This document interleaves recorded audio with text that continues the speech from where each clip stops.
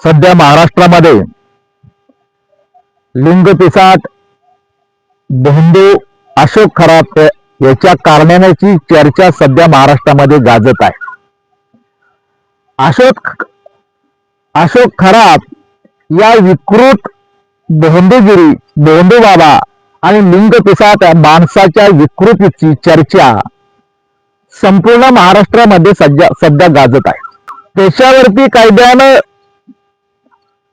Police कारवाई झालेली आहे आणि पोलीस तपासामध्ये कोर्टामध्ये नवीन या विकृत अशोक खराताचे कारनामे आणि फंडे कांड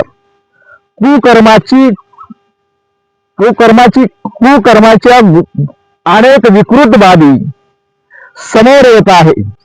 यावर काय भाष्य करावं, काय बोलावं, मीच काय तर संपूर्ण महाराष्ट्र या बाबतीमध्ये पूर्ण चक्रावलेला आहे। यावरती अनेक समाज जीवनामध्ये विविध प्रकारच्या चर्चा सुरू आहेत। विविध social media, electronics media, press media आणि छोटे मोठे काही युट्यूब चॅनलवरती, सरकारमध्ये, विधिमंडळावरती आणि संपूर्ण देशामध्ये समाज जीवनामध्ये चर्चा सुरू आहे। परंतु या चर्चा करत असताना याच्या पाठीमागचं मूळ कारण काय यावरती कोणी चर्चा आणि भाष्य करताना दिसत नाही।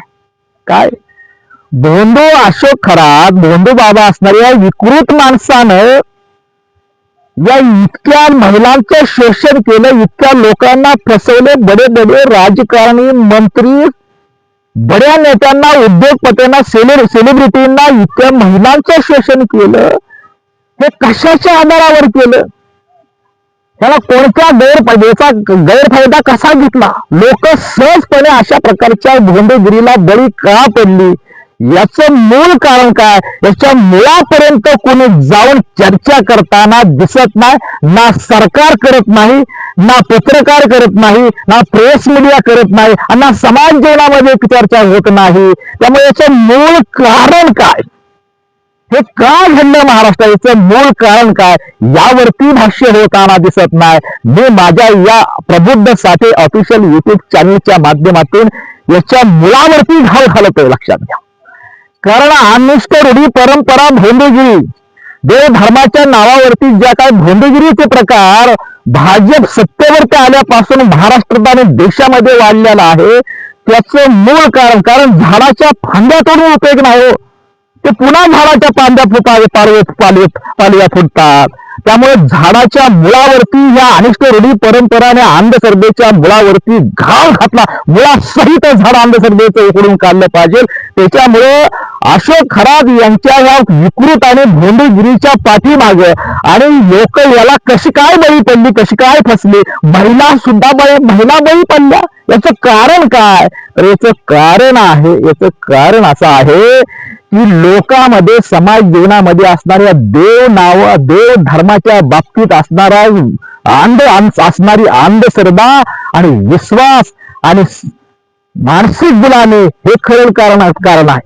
देव आणि धर्माच्या बाबतीत लोकांचा असणारा विश्वास, अंधभक्तपणा, अंधश्रद्धाळूपणा याचा गैरफायदा घेऊन अशोक खरात नावाच्या विकृत माणसाने या प्रकारचा भोंदूगिरीचा प्रकार केला आणि त्याला अनेक महिला बळी पडल्या, राजकारणी, मंत्री बळी पडले, विविध बडे लोक, राजकारणी आणि सेलिब्रिटी सुद्धा बळी पडले। कारण भारतीय समाजामध्ये देव नावाची अंधश्रद्धा अजून नष्ट झाली नाही। देव आणि धर्माच्या बाबतीत असणारा अंधविश्वासपणा, भोळेपणा, लोकांची देववादी मानसिकता, धर्माच्या बाबतीतले धार्मिक गुलामी आणि अंधश्रद्धाळूपणा याचा गैरफायदा घेऊन अशोक खरात नावाच्या भोंदू बाबांनी लोकांना फसवलेला आहे, हे मूळ कारण आहे। म्हणून मी नेहमी म्हणत असतो, देव नावाची दारू, धर्म नावाचा गांजा आणि जात नावाचे विष पाजून ब्राह्मणवाद्यांनी बहुजन समाजाचा, महाराष्ट्राचा आणि देशाचा सत्यानाश केला, तरी सुद्धा हे खूळ भारतीय समाजा जीवनातून नष्ट झालं नाही। म्हणून अशोक खरासारखे भोंदू बाबा समाजाची फसवणूक करतात, हे याचं कारण आहे, लक्षात घ्या। देव आणि धर्माची मानसिक गुलामी हे खरं कारण आहे. आणि म्हणून देव धर्माची मानसिक गुलामी आणि अंधश्रद्धा मुळासहित उकडून टाकल्याशिवाय, नष्ट केल्याशिवाय आणि या देव धर्मावरती आधारित असणारी ब्राह्मणी धर्म व्यवस्था नष्ट केल्याशिवाय, तिथली धर्म व्यवस्था नाकारल्याशिवाय, धर्म व्यवस्था त्यागल्याशिवाय अशा प्रकारची भोंदेगिरीचे पीक नष्ट होणार नाही. अशा प्रकारच्या भोंदेगिरीला आणि खरा सारख्या विकृत माणसाला बसणार नाही. आणि म्हणून ह्याच हे मूळ कारण आहे. लोकांची धर्माच्या नावावरती, देव आणि धर्माच्या नावावरती लोकांनी विश्वास ठेवलाय ना. त्या अशोकरात या विकृत बाबावरती अनेक महिलांनी विश्वास का ठेवला? तर त्यांची देववादी असणारी मानसिकता, धर्माच्या बाबतीत असणारा अंधश्रद्धापणा, देव नावाची मानसिक गुलामी, त्याच्यात अंधभक्तपणा, अंधश्रद्धाळूपणा, अंधविश्वास, यामुळे हे सगळं घडलेलं आहे. त्यामुळे हे नष्ट अशोकरात या विकृत माणसाने याचा गैरफायदा घेतला आणि लोक फसली. केवळ त्या अशोकरात केवळ त्याला दोषी नाही, तर लोकांमध्ये असणारी अनिष्ट रूढी परंपरा, अंधश्रद्धानुपा, देववादी मानसिकता, धर्माच्या बाबतीत असणारा अंधभक्तपणा, अंधश्रद्धापणा, या गोष्टी ह्या सगळ्या कारणीभूत आहे. याचा फायदा घेऊन हे सारं महाराष्ट्रात घडत आहे. आणि त्यामुळं केवळ अशोकरात या विकृत बाबावर कारवाई करून, टीका करून त्याच्यावरती चर्चा करून हा प्रश्न नाही मिटणार. तर या बाबतीतल्या मूळ कारणाचा शोध घेऊन हे नष्ट केलं पाहिजे. आणि करण्याच्या वर सरकार हे करण्याच्या अगोदर धर्म स्वातंत्र्याच्या नावाखाली धर्मांतर बंदीचा आणून या देव धर्माचा आधार असणाऱ्या इथल्या ब्राह्मणी धर्म व्यवस्थेच्या अंधश्रद्धामुळे लोकांना जखडून ठेवण्याचं सरकारकडून प्रयत्न होत आहे. म्हणून अंधश्रद्धा निर्मूलन कायद्याच्या अंतर्गत सरकारवरच आणि सरकारवरच कारवाई का होऊ नये हे सुद्धा यातून मत विचार व्यक्त करावासा वाटतो. जोपर्यंत समाज जीवनामधून देव धर्म आणि जातीची मानसिक गुलामगिरी, अंधश्रद्धाळूपणा मुळासहित नष्ट होत नाही, तोपर्यंत असे प्रकार, भोंदेगिरीचे प्रकार महाराष्ट्रात आणि देशामध्ये घडणारच. याचा विचार करणं गरजेचं आहे. अशोकराच्या विकृत बाबाचे, विकृत माणसाचं कारनाम्याची चर्चा महाराष्ट्रात आता सध्या सुरू आहे. काही थोड्या दिवसानं पुन्हा आणखी नवीन घडेल आणि खराब हे प्रकरण दडपलं जाईल. जसं अजित पवारांच्या मृत्यूच्या बाबतीच्या अपघाती मृत्यू बाबतीची चर्चा महाराष्ट्रात सुरू असताना एफटीन प्रकरण आणलं. अजित पवारांचं अपघाती प्रकरण दडपलं गेलं आणि एफटीन प्रकरणाची चर्चा संपूर्ण देशात घडत असताना पुन्हा खरात नावाचा विकृत बाबाची कारनाम्याची चर्चा महाराष्ट्रात घडत आहे. आणि पुन्हा आणखी काही दिवसांना आणखी दुसरा काहीतरी प्रकरण येईल, पुन्हा खराब प्रकरण दडप जाईल. हे किती दिवस? हे कुठेतरी थांबलं पाहिजे. याच्यावरती लोकांनी विचार केलं पाहिजे की भाजपच्या सरकार आल्यापासून हे महाराष्ट्रात, देशात असा प्रचंड प्रकारचं सगळं अनिष्टच घडत आहे, चुकीचंच घडत आहे.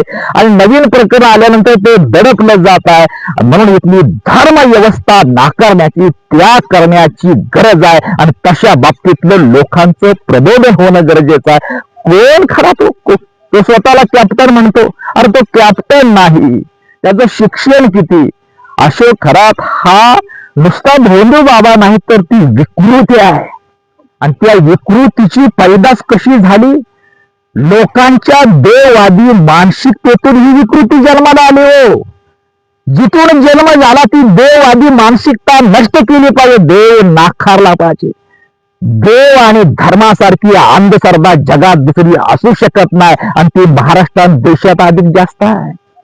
बुद्ध, फुले, शाहू आंबेडकरांच्या देशात आणि महाराष्ट्रात ही अंधश्रद्धा आजही टिकून आहे. नाहीतर त्याचं प्रमाण जास्त वाढलेलं आहे, लोक बळी पडत आहे. खरं तर आम्ही आम्ही म्हणतो महाराष्ट्राला असणार की लाज वाटली पाहिजे. शिवरायांच्या महाराष्ट्रामध्ये, महात्मा फुल्यांच्या महाराष्ट्रामध्ये, डॉक्टर बाबासाहेब आंबेडकरांच्या महाराष्ट्रामध्ये, लोकशाहीर अण्णाभाऊ साठेंच्या महाराष्ट्रामध्ये अशा प्रकारच्या घटना घडतात, याची आम्हाला लाज वाटली पाहिजे. आणि म्हणून कोण ते कॅप्टन? अरे मोठमोठे नेते, मोठमोठे मुख्यमंत्री बरोबर त्यांचे फोटो, उपमुख्यमंत्र्याबरोबर त्यांचे फोटो, एकनाथ शिंदे असेल, देवेंद्र फडणवीस असेल, मंत्री असेल, बडे नेते, बडे राजकारणी, विरोधी पक्ष, सेलिब्रिटी, उद्योगपती, महिला, सगळ्या सगळ्या मोठ्या उच्चवर्णीय महिला, उच्च प्रभू वर्गातील महिला, बड्या पदावरती असणाऱ्या महिला सुद्धा याला बळी पडतात. या भोंदू बाबाचे पाय पुसतात, यांच्यावरती त्यांची फोटो आहेत. काय गरज आहे? अरे सरकार, मुख्यमंत्री, सरकार मंत्री लोकांना वेळ देत नाही, लोकांच्या प्रश्न सोडवण्यासाठी तुम्हाला वेळ नाही, आणि खरा सारख्या विकृत बाबा बरोबर फोटो काढायला वेळ. काय चाललंय महाराष्ट्रात? कशाला त्या संघ बसताय? काय, कोण आहे तो खरा भोंदेगिरी करणारा? अंकशास्त्र आणि कुठल्या तर ते जेल पियालाचंही करतो तो, आणि त्याला बळी पडू सरकार सुद्धा बळी पडले. आणि काय तुम्ही जनतेला सांगताय? विधिमंडळाचा विरोधी पक्ष, मोठमोठे नेते, राजकारणी याला बळी पडले, त्यांच्यावर ते फोटो असणं, आणि तुम्ही काय लोकांना सांगणार? आणि याच्यामुळे काय काय गरज आहे तुम्हाला? जनतेचे प्रश्न सोडवायला वेळ नाही. एखाद्या शेतकऱ्याच्या बांधावर जाऊन शेतकरी तेवढ्या पुरतं प्रसिद्धीसाठी लोकांच्यावर फोटो काढता, आणि त्या खरासारख्या विकृत बाबाची पूजा करता, पाय पुजता, आणि त्याच्यावरती पूजता, त्याला तुम्ही बळी पडता. काय आहे? अरे आंधळे दळतंय आणि कुत्रं पीठ खाते, अशी परिस्थिती महाराष्ट्राची आहे. कशाला पोट येतं? तुमच्या ह्या वागण्यामुळे सर्वसामान्य जनता बळी पडते अशा भोंदगिरीला. हे सुद्धा या लोकांना, राजकारण्याला आणि सरकारला सुद्धा, सत्ताधाऱ्याला, विरोधीयांना आणि मोठमोठ्या लोकांना आणि महिलांना, उच्चप्रभू वर्गातील महिलांना, सुशिक्षित लोकांना, महिलांना कळत नाही. आश्चर्य वाटतं. आणखी एक महत्वाचा मुद्दा, की खेदानं मला सांगावासा वाटतो, की महिला आयोग या महिला स्त्रियावरती होणारे अत्याचार, त्यांचं प्रबोधन, संवर्धन आणि रक्षण करण्यासाठी महिला आयोगाची स्थापना झाली. घटनात्मक संस्था महिला आयोग स्थापना झाली. ती महिलांच्या प्रश्नावरती काम करावं, महिलांना संरक्षण महिलावरती अन्य अत्याचार झालेल्या महिलांना न्याय मिळवून देण्यासाठी महिला आयोगाची स्थापना झाली. आणि महिला आयोगच अशा भोंदेगिरीला जर बळी पडत असेल तर काय आहे? महिला आयोगाचे अध्यक्ष रुपाली चाकणकर म्हणतात, त्याचं स्पष्टीकरण देताना म्हणतात की आम्ही वारकरी संप्रदायाचे आहे. आणि महिला आयोगाचं काय? तुम्ही महिला आयोग, की तुम्ही सांगताय की माहेरच्या सासरी जाणाऱ्या स्त्रियांना, मुलींना भारताचं संविधान दिलं पाहिजे. कारण का? तर ह्या देशातील, महाराष्ट्रातील महिला कर्मकांडाला बळी पडतात. हे अशा सांगणाऱ्या महिला आयोगाच्या अध्यक्षा खरा सारख्या भोंदू बाबा, विकृत बाबाचे पाय पुसताना फोटो आहेत. त्यांना तुम्ही त्या कर्मकांडामध्ये तुम्ही कसा अखंड निघालेला दिसतोय, सगळ्या मीडियामध्ये चर्चा आहे. खरा सारख्या भोंदेगिरीच्या, विकृतच्या अंधश्रद्धेमध्ये तुम्ही अखंड बुडाल्याचं चित्र आणि फोटो, व्हिडिओ सगळ्या महाराष्ट्रामध्ये चर्चेला आहे. त्याच्यावरती तुम्ही स्पष्ट केला. खरं तर वारकरी संप्रदाय, अनिष्ट रूढी परंपरा, भोंदेगिरीच्या अंधश्रद्धेच्या विरोधात लढणारी ही परिवर्तनवादी चळवळ महाराष्ट्रात होती. मी नम्रपणे रुपालीताई, चाकणकरताई, तुम्ही वारकरी संप्रदाय, आपल्या वारकरी संप्रदाय, या वारकरी घराण्याला सुद्धा तुम्ही बट्टा लावला, महिला आयोगातला सुद्धा बट्टा लावला, आणि पुरोगामी आणि परिवर्तनवादी महाराष्ट्राला सुद्धा तुम्ही कलंक लावला. काय त्याच्यावरती बोलावं? अधिक बोलू इच्छित नाही. एवढंच म्हणेल, कुंपणानच शेत खाल्लं. ज्याचं कुंपण हे शेतीचं राखण करण्यासाठी असतं. महिला आयोग आहे महिलांचं रक्षण करण्यासाठी असतं. मग कुंपणानच शेत खाल्लं तर काय करायचं?